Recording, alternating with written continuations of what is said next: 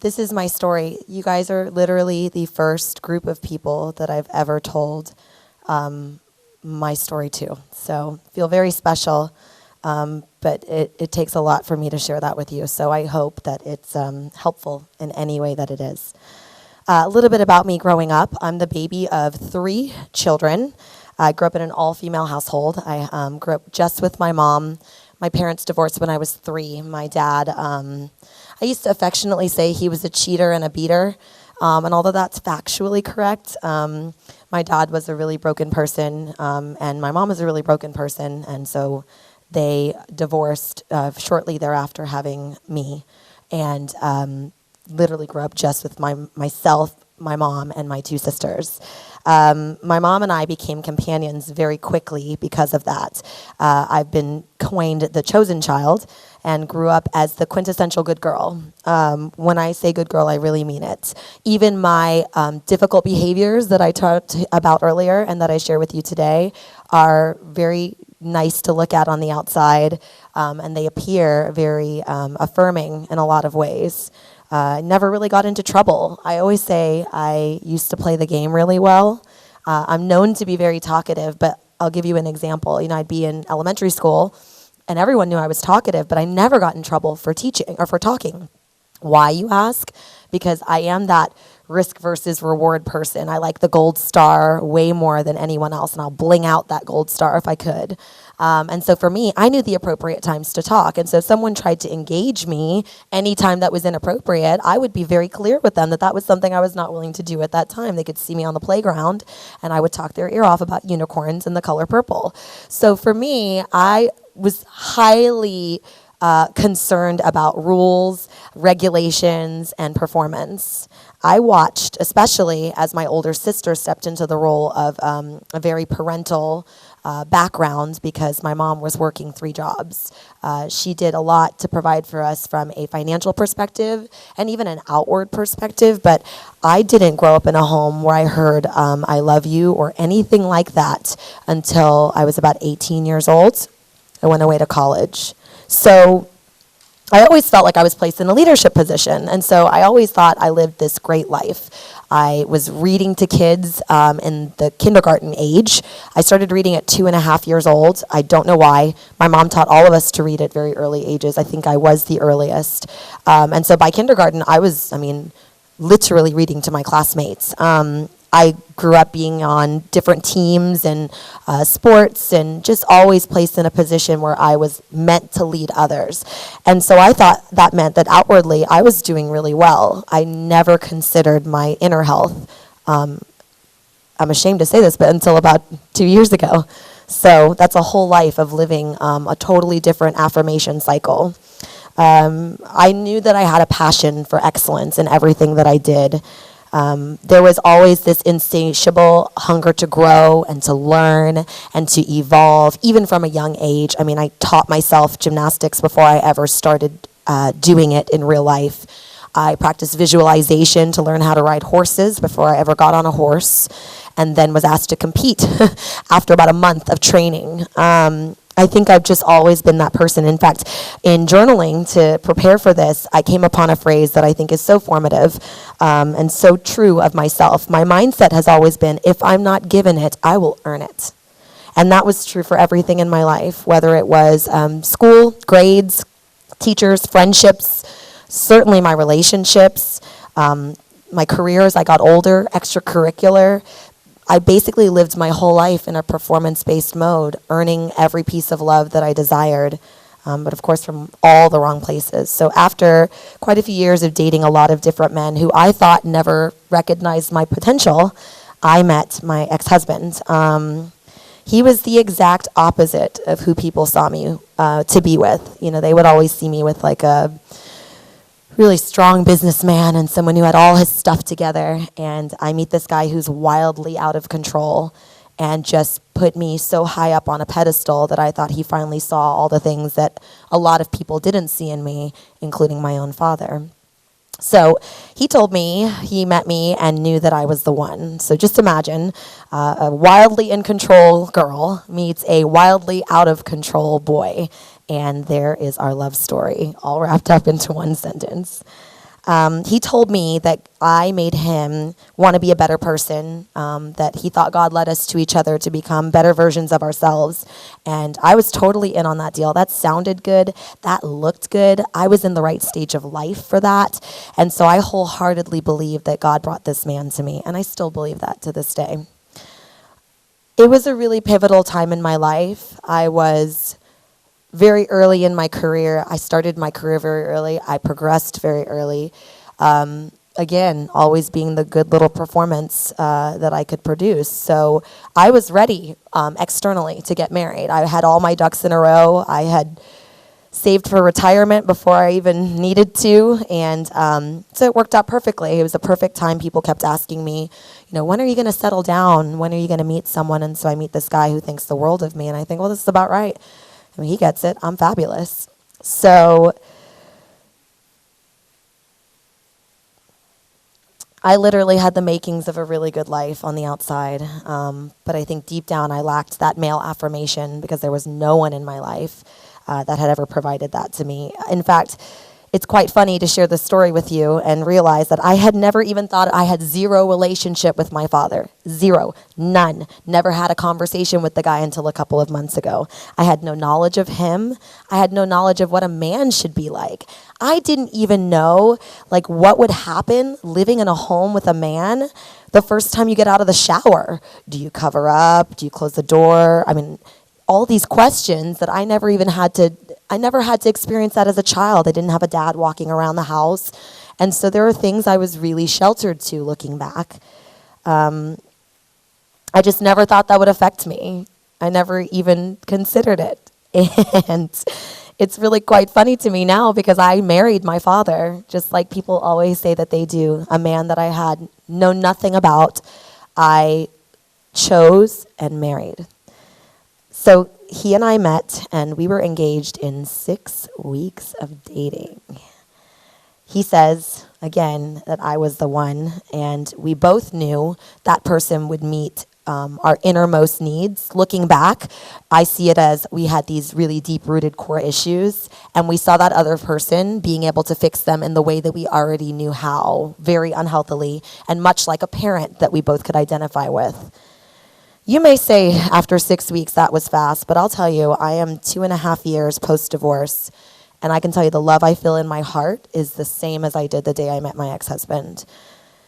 So how do you make that story a success when you know I'm here for a divorce testimony? I'll tell you. We had a lot of similar common interests. We had a lot of surface needs that were met by each other.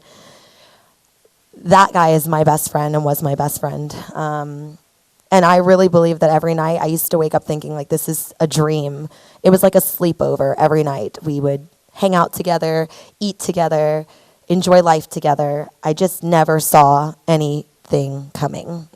So we decided, before we ever got married though, that we'd do everything right. So let me give you this picture of me, the good girl. I set the stage perfectly. We had 2 premarital courses. We had a premarital counselor. We read several books, including, of course, Saving Your Marriage Before It Starts. We did workbooks. We read quotes out of the Bible. We had biblical counseling on top of the premarital counseling. I checked every box I possibly could because I knew, 1, I didn't want to marry my father, and 2, I didn't want to be divorced. So he played that game with me and really did try to do everything he could to make me happy, including trying to honor God by waiting to have sex before marriage. That was really important to me. And there were a number of really large obstacles that came in our way very early on before we even got married. And I thought that meant, once again, Lord, you placed this man in my life for a reason. I will marry him and I will honor you. Unfortunately, not long after our marriage started, our trouble also started. He had a habit of seeking attention from other women.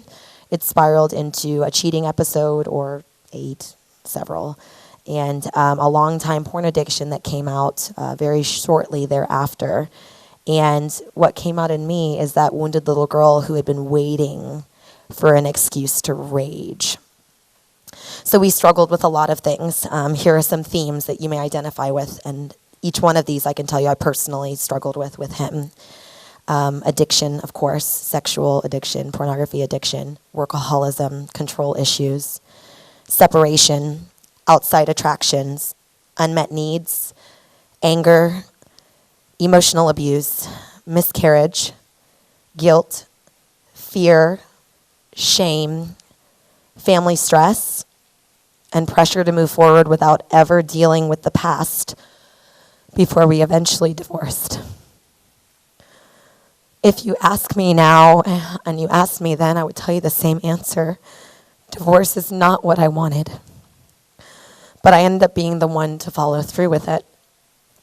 And at the end of the day, my marriage ended not because of a lack of love or desire to be together, but a lack of desire to change and a lack of desire to honor God's word. My ex didn't want help for his issues, and truthfully, I didn't want the risk of being 4 or 40 more years with someone who wasn't going to get a help and who was abusing me and lacked respect for me, at least through his actions. So to be honest with you, my heart was broken. My worst nightmare had come true. And we struggled after divorce with the desire to reconcile. What's so funny about that is that's how I found my life group. So we decided we would try to make things work.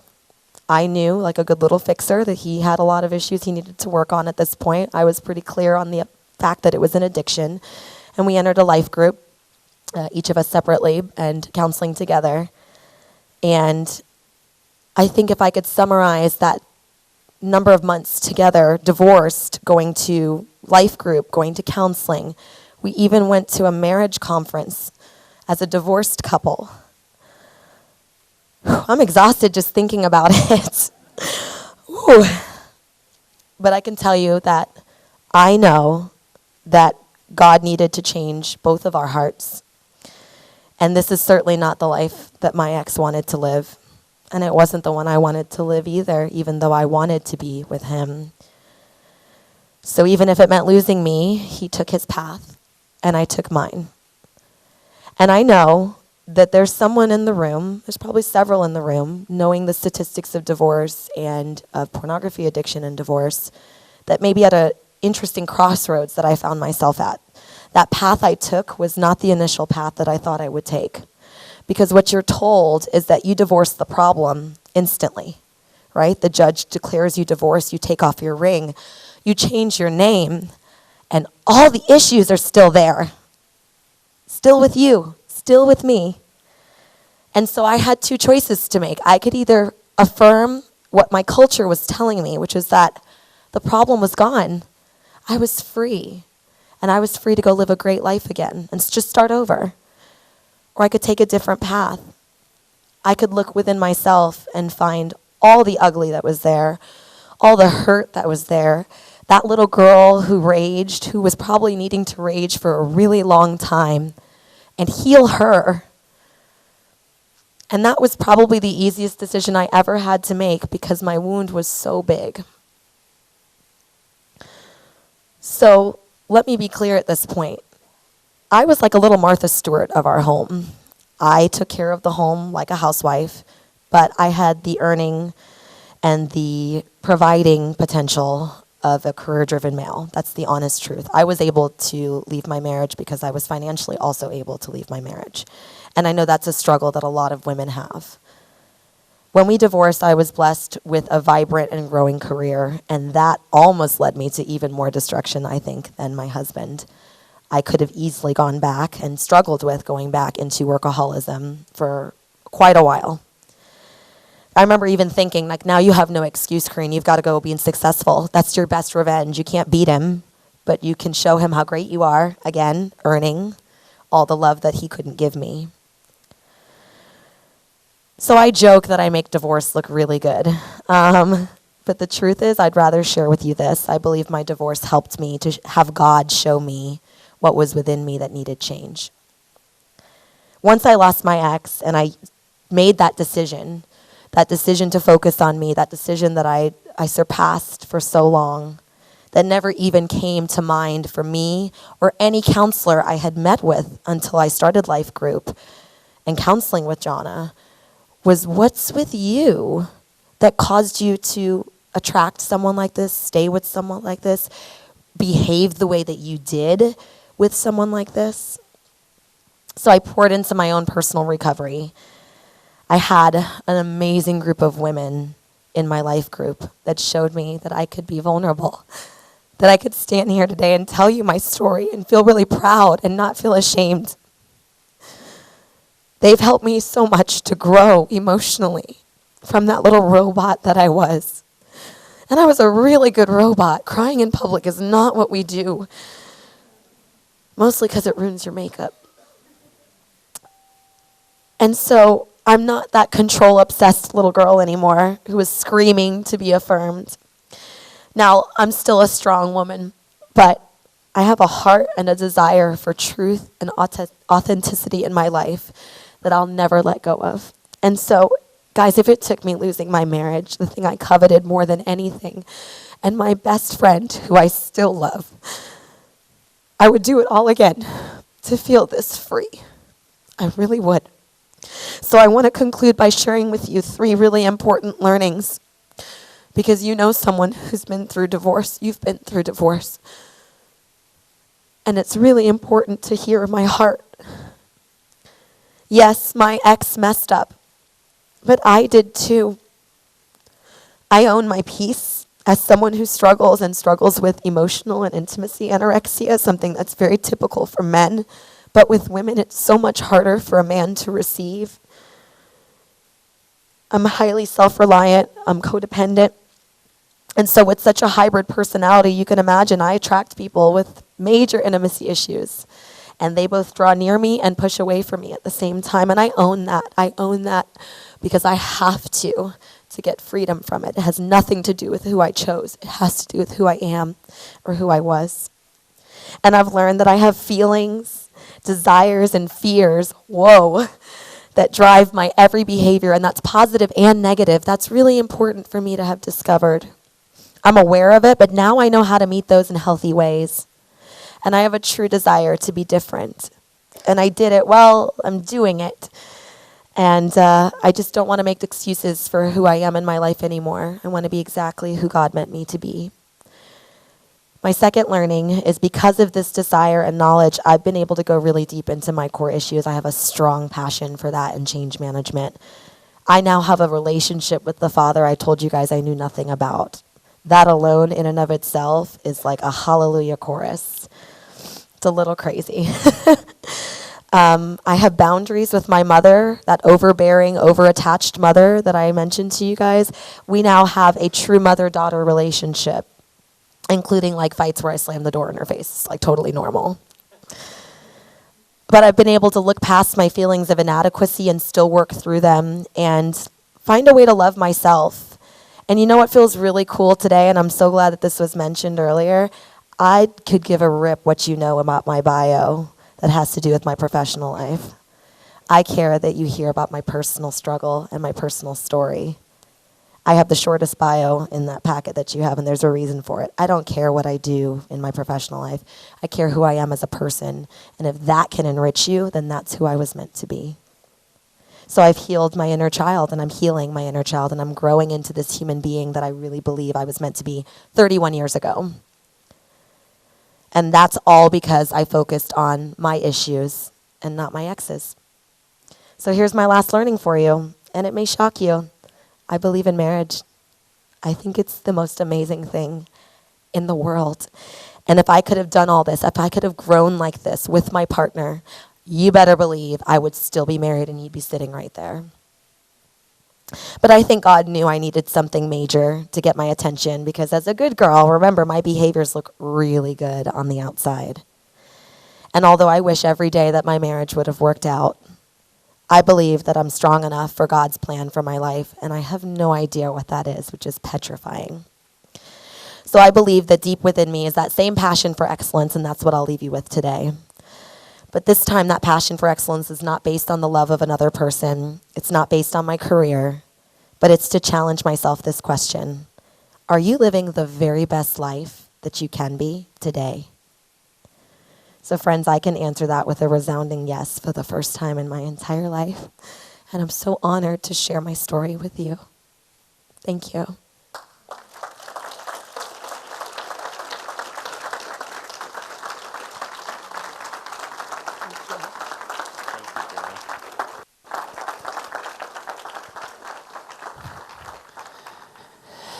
Great job, Koreen.